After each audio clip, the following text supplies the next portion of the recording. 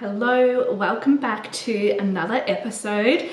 Today, I'm sure every couple has experienced this, especially in wedding planning, but I am talking all things projections, opinions, people putting their things, their beliefs on you, especially when you're wedding planning, right? I think obviously this is something that occurs in like our day-to-day lives, right? Where we're dealing with people's different opinions and projections and ideas and concepts on things, right?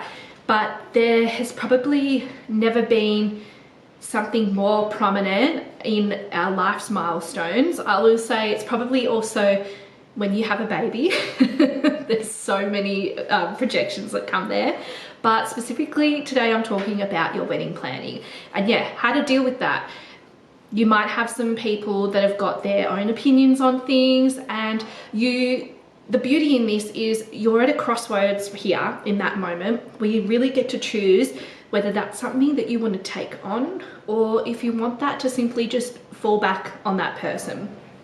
So this is what we refer to when we're holding projections, holding on to them. So this can be, you know, someone might have an opinion about your say your spending on the wedding, or where you choose to have the wedding, or what dress you choose to wear at your wedding. People have those opinions, right? And in that moment we get to decide whether that's something that we want to hold and take on and absorb, meaning we can sit there and then start to fill our own mind with that self-doubt, that questioning. Then it starts sort of going against our intuition, and we start falling into that trap of wanting to appease other people. But it's actually us holding on to their beliefs. So say if that's, you know, you're spending $80,000 on your wedding and your parents or in-laws or whoever is commenting about how absolutely outrageous it is and you just need to have something in the backyard. There's nothing wrong with that.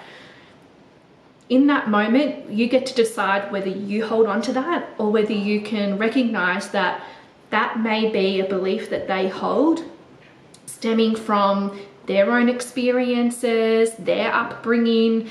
That could be a projection for them around the money story that they hold for them, but they're voicing that and projecting that onto you. So you can choose to take that on, or you can choose to just let that fall back on them, right? So specifically for money, there's so much money mindset work, right? Not just around your wedding, in everything in life. But if that is such an outrageous amount for them to spend, then recognizing that they perhaps have their own projections about that. So for example, if they were to spend $80,000 on their wedding, what would come up for them that's keeping them in that fear, in that like ego safe zone, right, to not spend that money? And that could be that they might have the fear around other people's projections or other people's ideas. That could mean that they feel to spend that much money on one day would make them feel rich and snobby, and they don't want people to look at them in that light, or whatever that money story is. That's theirs to hold, that's theirs to dissolve if they choose it. And by them voicing that, right, that's just projecting it onto you. Now, I'm not saying that projections can't come from a good place, like they can be just looking out for you, right? But you are in a position where you can dissolve it right then and there and just let that fall back on them, rather than you holding on to that and then going, oh my God, like what are we doing? And then yeah, all the negative, all the overwhelm starts to creep in, right? So if we're able to get really clear on what projections are ours to hold and what aren't, then it just makes cruising through that wedding planning process all the more easier and breezier. Now, how do we do that? How do we let those projections fall back on that person? It's in conversation, right? It's not just smiling and nodding and letting her go. It's, you know, hearing what they're saying and saying, you know, but for us, like, this is how much we are wanting to spend, and this is really important for us, and this is our choice. please respect that and let it end there, right? It's not feeding into this back and forth story. It's not turning into this massive explanation piece either. It's just having a transparent conversation with them. And look, if it does keep, you know, building away, chipping away, you've got the right to politely put a stop to that and put a boundary to that and just say something like, you know, I really respect what you're saying, but this is our choice and this is what we want to do. We've made up our mind and this is how we're doing it. I don't want to talk about this anymore.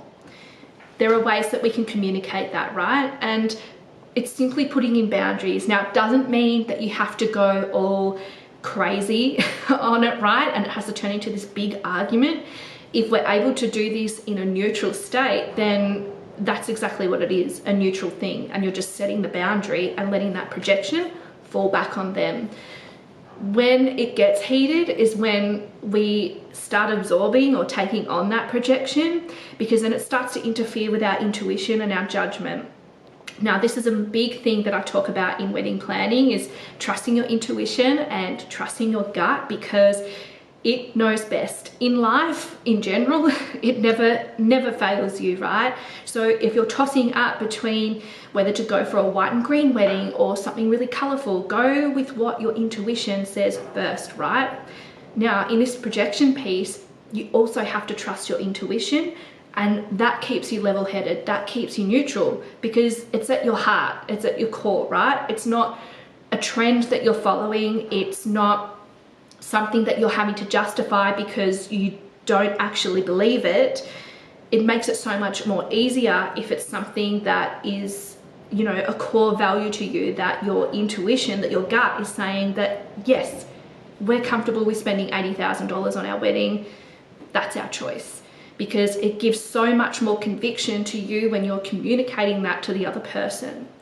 So I'm gonna wrap this up, but just remember that you have the power in that moment. Again, if you're able to be neutral in that conversation, you can let that projection simply fall back on them.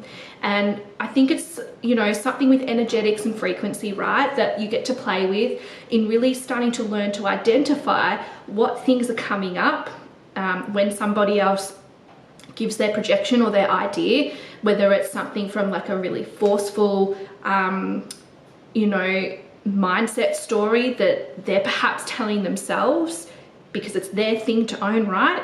Versus somebody bringing up something that, you know, well, here's an idea. You're able to quickly decipher what is a projection, like a forceful thing, versus what is just a conversational idea piece, right?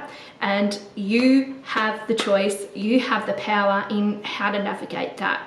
I think that's so important, because sometimes we can sort of be, you know, caught in the middle and have all these things thrown at us and feel really out of control. But it's actually the complete opposite. We have full control of how we feel and what projections that we choose to hold, and what projections that we choose to just simply fall back onto that person kindly and respectfully and neutrally. So if you enjoyed today's tip and you found it really helpful, please feel free to subscribe to our channel, share this with anybody you think needs to hear it if they're planning a wedding, and yeah, comment your thoughts below. I'd love to hear. And of course, if you're wanting to find out more about what we get up to in the world of weddings, follow us on Instagram at @ETC Event Styling. See you soon.